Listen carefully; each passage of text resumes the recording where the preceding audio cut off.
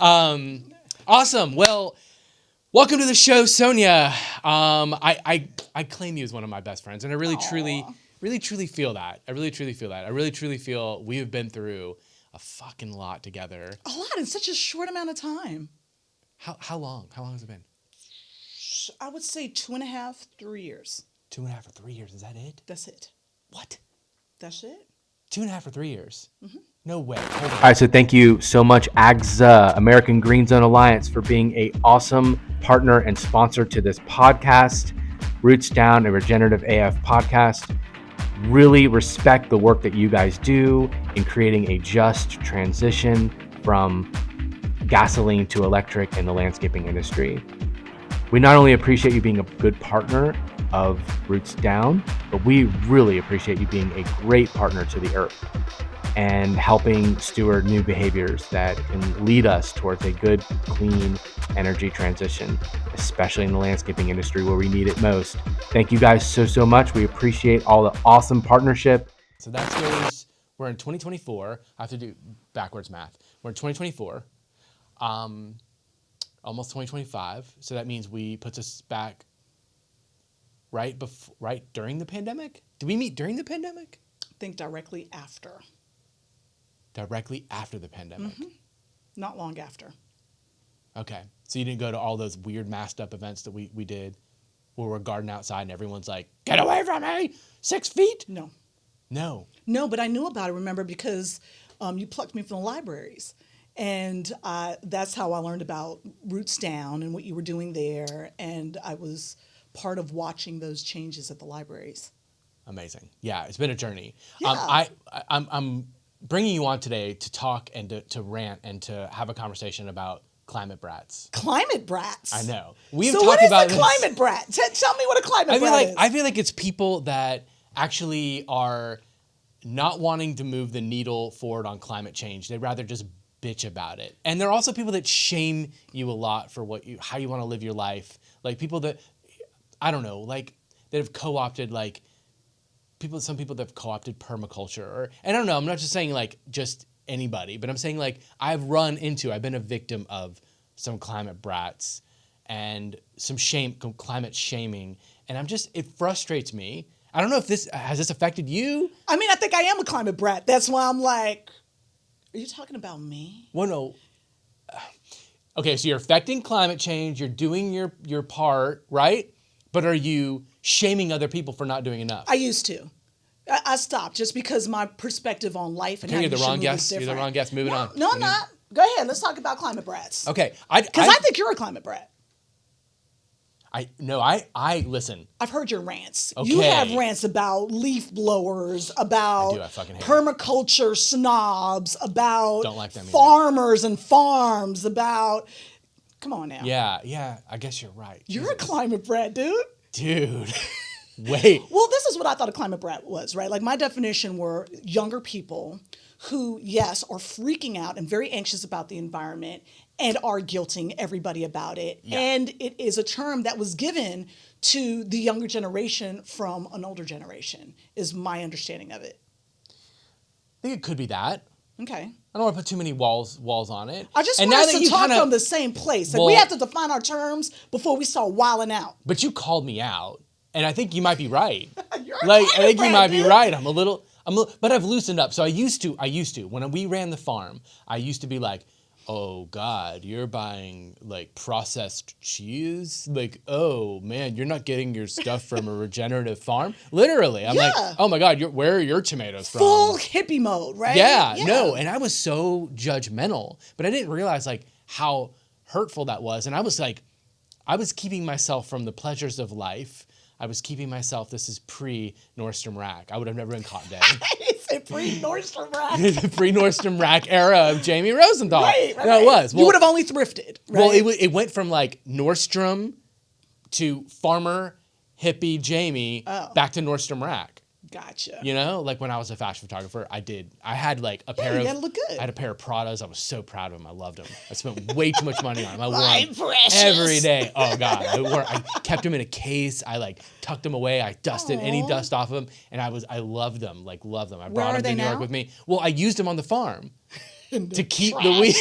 I use them on the farm to keep the weed eater dust from blowing back in my face. God, full circle. Full circle. But yeah, so like I shamed a lot of people into making decisions, and I'm like, you're not doing enough for the environment. You're not doing enough. Like, and I felt like I did do a lot of harm in like climate shaming people and being this climate brat. But I guess I'm still like a brat of another source. But yeah. Well, I think what happens is you start learning more, right? You know, you could get really intense about you better recycle, you got to recycle, you got to recycle. But then when you understand that here in America, the infrastructure isn't even set up for that properly, and you might recycle, but that whole batch is not able to be used because somebody didn't clean out their milk bottle, right? Then you realize, wow, that means that 80% of the stuff that is being recycled isn't. It's not. How many events have we done where we have compost bins out there?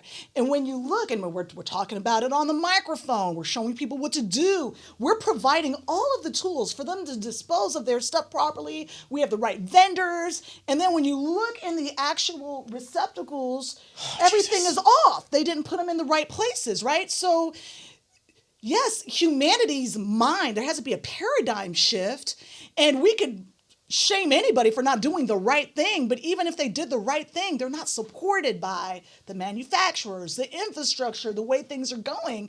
So I think, you know, we have more of a soul shift change that we need to do, because we can be brats and get really angry, and everything we're talking about isn't even happening anyway. I just noticed that it's not doing what it intended to do. It's not shaming people, and being a brat isn't really getting people to move the needle. Like, I find it funny because, you know, like, let's talk about Elon Musk for a second, right? Ooh, that's a fun one. Well, it's a really fun one. I saw a bumper sticker on a car. It was like, I'm so sorry I bought this car before Elon was a nut job, right? And I'm like, and you know, and now we used to like, oh my God, you're doing great for the environment when you're buying a Tesla. Now I'm like, fuck you for buying that Tesla, you know? You know, I'm from the Congo. Where do they get that lithium from? What happens to the people that are getting that? So for every person out here that's so proud of their electric vehicle, their hybrid, you know, vehicle, they don't even understand how detrimental that is, where it's coming from and where it's being sourced. So our world is so distorted that everything we think is not the full story anyway. So is it good to drive electric cars? Yeah. Yeah. Is it terrible to drive electric cars? Yeah. Yes, and. Yeah. Well, I talk about this. I talk about this a lot, and I really am fascinated by the idea of like just the infrastructure we have. Like if we can't all, like, it's not, going electric is not all the solution, right? And that's a lot of like what we're taught to believe, right? We're taught to believe like go electric, it's going to clean our environment. But if we all switched a light switch right now and we all went electric, especially in the cities, on all of our, like, instead of using gasoline cars, we're using electric cars, and our landscape equipment, we all went electric, like, we're fucked. Like we don't have a grid that's going to prepare us from that. And where is that power coming from? It's a slippery slope, but like, and that's kind of like, it's really grayscale. And I am huge, like I'm huge advocate of, I believe that climate change is going to make the biggest waves and happen and to be the most innovative in cities. Right. You know my love for the urban places. Like you know where I want to be. I want to be in Brooklyn. If any of you guys are listening in Brooklyn, please accept me. I want to come. I want to need a job.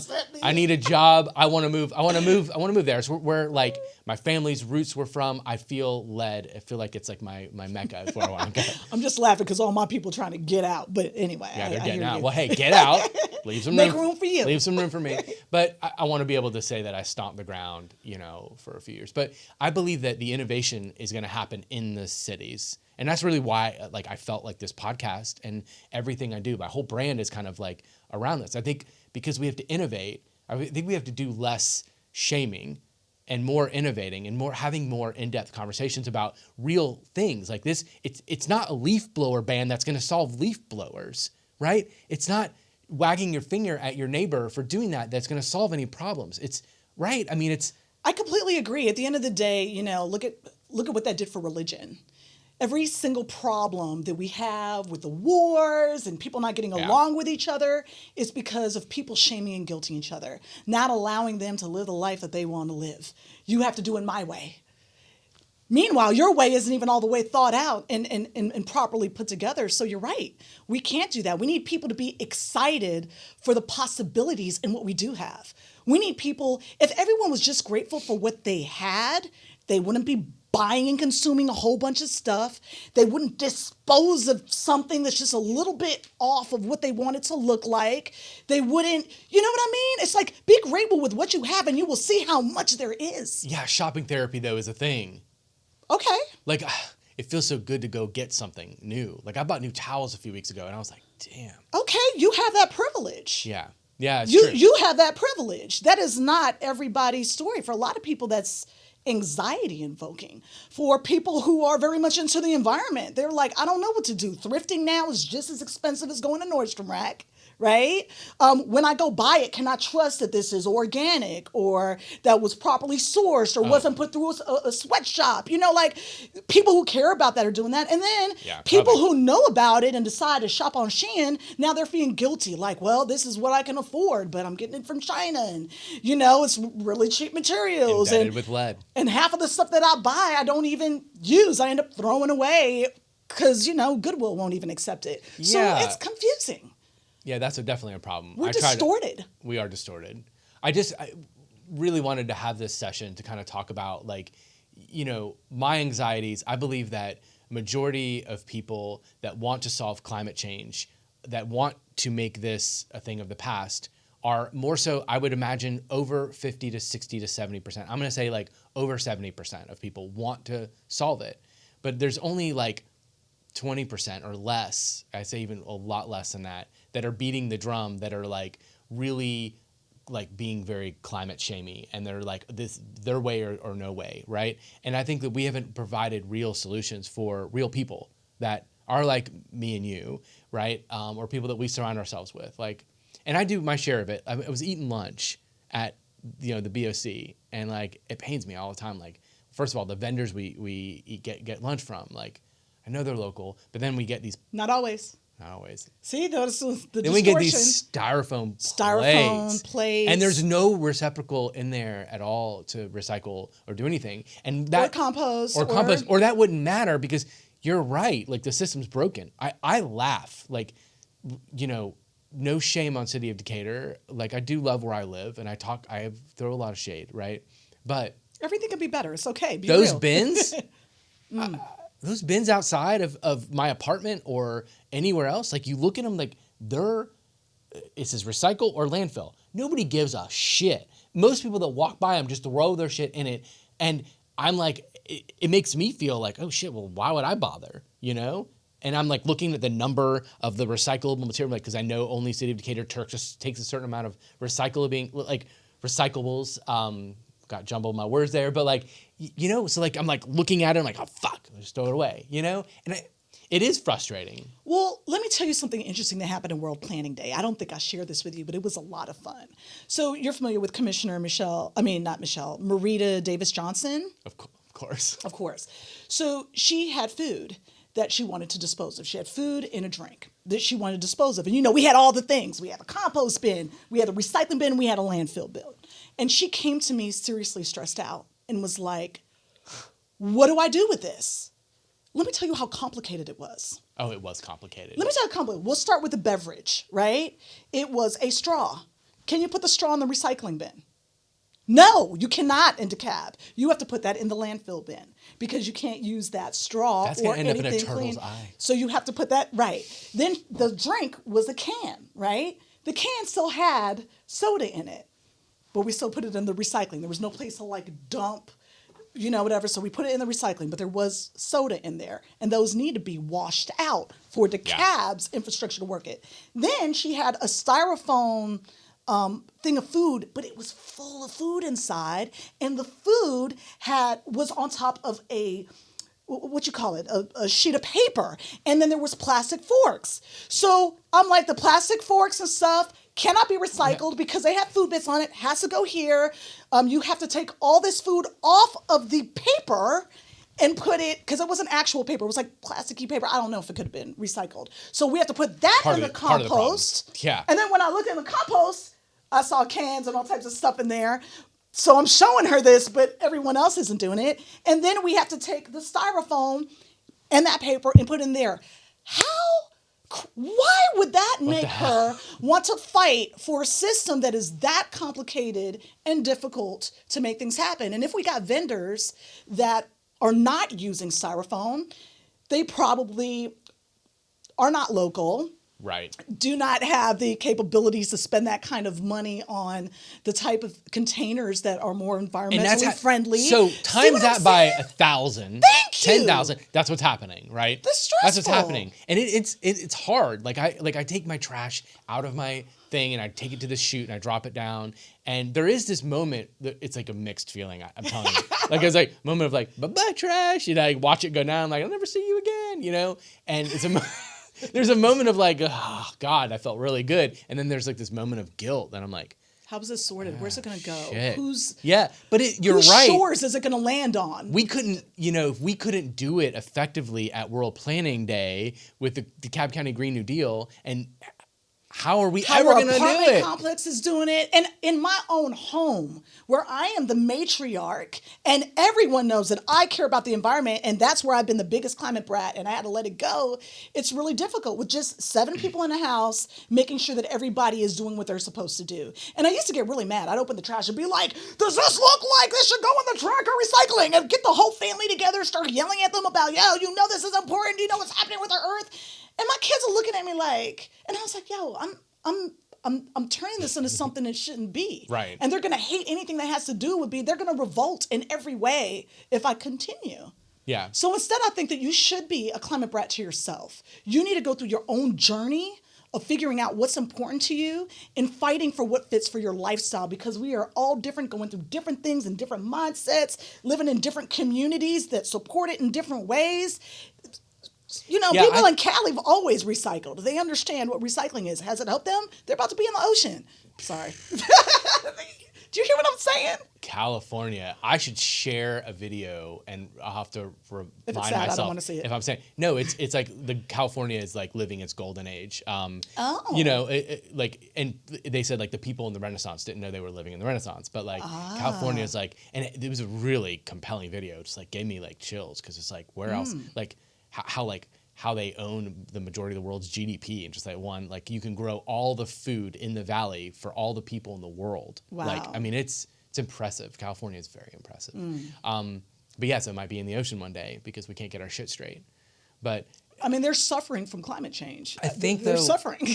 I think though, what I want to instill into our guests and into the culture is, and I truly, truly believe this. I'm not saying this like to be funny, but I truly believe that knowing the problem and knowing that we are a part of the problem, because I know we have to make systemic change, major change. Like there's a lot to do, right? But I think like we should at least know what the problems are. But how do you do that if you don't have people? I just feel that there's a space for everyone. You want to be a brat? You want to march? You want to yell? You want to shame people? You want to throw yourself in front of a vehicle to make a point? You caught some people in a positive way where they're like, oh my God, this is serious. I want to do something. Yeah. Other people are going to be turned off by you. It's okay. We need every voice to be present. We do. I'm with you. I don't like that shaming stuff at all. And I have to check myself because I am very judgy about things. I think it's kind of, yeah, right. I think it's kind of like carrot and stick. Like I think we have used a stick for a long time. And there's been a lot of brats out there whacking their sticks away, like shame on you. But I think we need to go with the carrot approach. I really think, like. But that's like saying that Greta Thunberg, right? Like what she did wasn't beneficial. I mean, essentially, the Green New Deal. That's this one little girl, and all of these kids, and right here in this community, this girl in Germany, right, does this, and then here in Decatur. Tons of youth are standing outside in solidarity for something and talking about it. But the other funny part about me saying that is that half of them kids didn't even know why they were doing that. That's it.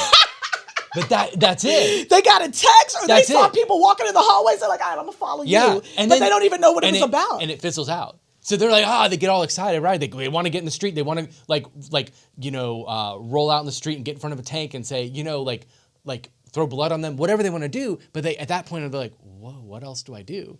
And I really, truly feel like that's where my mission in life kicks in, where I want to provide choices for people that are stuck. I think I'm not throwing shade at Greta Thunberg. I think she was pivotal in making changes and changing people's minds. And guided and led by the youth. I want to say that. Yeah. And I think what they've done has been great. But I think that there is a need, a necessity to go further, deeper. I feel like that. So, do you think if Greta was like Snoop Dogg, that it would be more effective? No. Okay. You don't? No. Okay. No, I really actually don't. I actually don't. Okay. I think it was as effective as it could be at the time that it was. But I think that we should learn how to carry that torch and know how to build community around that and new culture around climate change. Like, how do we solve climate problems? Well, yeah, through positivity, hope. But you don't see any of that? Like, I feel what we do with the Fruitful Community Foundation, I see so many organizations. Listen, I do feel... there's so many people doing that. It's why I get up in the morning, right? And why I do not stay in a robe drinking vodka-laced coffee. He does that too. Right? No, I do not. Actually, I don't. It sounds really like a good idea. I'm like, man, a White Russian, like I could be the dude, White Russian with a robe on. I could scoot down to the sauna. I actually thought about that. I'm like, man, can I take a White Russian down to the sauna, like in a robe? Don't think about it. Do it. I know. Life is for day living, homie. Not in the morning though. In the morning I got shit to do. No, but I don't know. I think it's really important, and I want to say like I am hopeful, and I truly am hopeful, and I am motivated despite what happened, and who's going to be. When you said what happened, are you talking about the presidency? Thing we will not mention. Voldemort taking office. Okay. I'm kind of just a few steps shy of like grabbing a bucket of popcorn and being like, okay, this is going to be Jerry Springer government time. No. Yeah. And that's I think you just hit my feeling about things. We need to be more observant and more in love with what we know we can do. And if we leaned into our passions and our excitements, that's where the innovation comes from. We really don't have control over anything. We have great ideas. You know what it's like. Yeah. Going to people with amazing ideas, proven things that work, things that haven't, but you can tell it will. And everyone's just like, no, this won't work. Well, this is more important. And it's frustrating. But it's such a downer. If you look at it as a game, like, you don't get it yet. All right. How can I figure out, whose ear do I need to whisper into so that this person is more receptive? What can I do to soften this? How can I eliminate this problem? If everyone just played, I think everything would be okay. And you're right, you don't have to be a brat for that. It's just acknowledge there's a problem, observe it, and figure out what your part in it. Sometimes it's only watching. Sometimes it's speaking up. Yeah. Sometimes it's joining a protest. Observe. Sometimes it's picking a weed. Sometimes it's scrolling through Facebook. Sometimes it's smoking a weed. It's smoking a weed. It's just have fun with life. Yeah. Pay attention and don't worry about it, because at the end of the day, we really have no control. We don't know what's going to happen, and we're worried about our fears that haven't even manifested yet. I feel that this presidency is what the people wanted. Maybe not you, maybe not me, but we're part of the collective we that was here. Yeah. And we did something wrong, if that was not our choice, to make the people around us not want to do what we did, right? So this is what we have. But I'm also... That's true. Exactly. I'm also seeing how people are coming together. Like, you know what? Time to roll our sleeves up. How can we make sure this never happens again? So I think we need to play. We need to just not take things so seriously. Have fun. Because life is... not being so stodgy, maybe observing, maybe just not, right? Like taking a moment to observe, like use our observation qualities and quit like shaming people would be great, would be really, really great. I feel hopeful, and that's why I wanted to do this episode with you, to kind of like, this is kind of my moment. This is maybe like a therapy session. You silly. It's a little bit of a therapy session. Okay. Thank you. You're welcome. Your payment is lunch. Yeah. But no, I think it's important. I think it's important for the viewers to see that I think that we really should go at it like a little bit differently. And I think we should stop and take a breath and slow it down and think about things, because being a climate brat and wagging your finger at people isn't going to solve the fucking climate crisis. Doesn't help as a parent. It doesn't help as a leader. It doesn't help in any way, shape, or form. If you're worried about something, fix yourself. Fix your shit. Fix yourself. Do what you know you're supposed to be doing, and then you're not worried about everybody else. And your example always speaks so much louder than your shame. Awesome. Love you so much. Yes, I love you too. You're my bestie too. Honey. Thank you. Thank you. Absolutely. Validated me. I can live. Hey, climate brats go home. No, I'm just kidding. I think we need a climate brat merch shirt. Yo, let's get one. I want one. I want one too. All right. Peace out. Peace, baby.